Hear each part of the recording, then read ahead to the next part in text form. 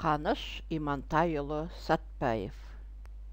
Қаныш Сәтпаев 1899 жылы 12 сәуірде Павлодар облысының Баянауыл ауданында, сол кезде Ақкелін болысы, туған.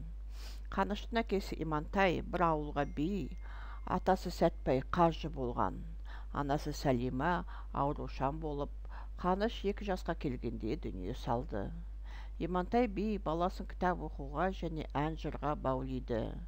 Қаныш бала кезінен Румидің, Хафиздің, Жәмидің, Наваидің өлеңдерін жатқа білді. Жүсіп Зылиқа, Ләйлі Мәжнун сияқты дастандарды оқыды. Бала кезінен алғыр зерек болған.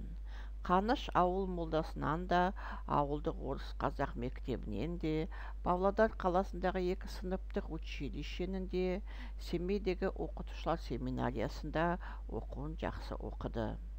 19 жасында-ақ мұғалімдер курсына сабақ берді және өзін туған Баянауыл ауданында халық соты болды.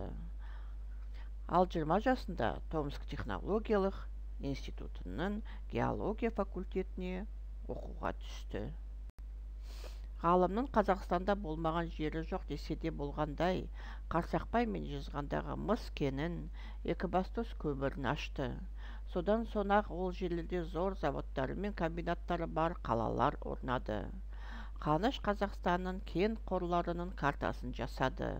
Ол Ұлытауда Әмір Темірдің жазу жазып қалдырған белгі тасты тапқан. Қазір бұл тас Эрмитажда сақтаулы. Сәтпаевтың бастамасымен ғылым академиясының құрылысы басталды. Ол академия үйінің алғашқы кірпішін қалады. Ал 1946 жылы оның алғашқы президенті және академигі болды. Сәтпаев ғылым үшін еңбек сіңірді. Сондықтан оның құрметіне Марс пен Юпитердің аралығында айналып жүрген планета астероид, қара қоңыр түсті, диаметрі 11 шақырым, жұлдыздар картасында 2402 санға ие.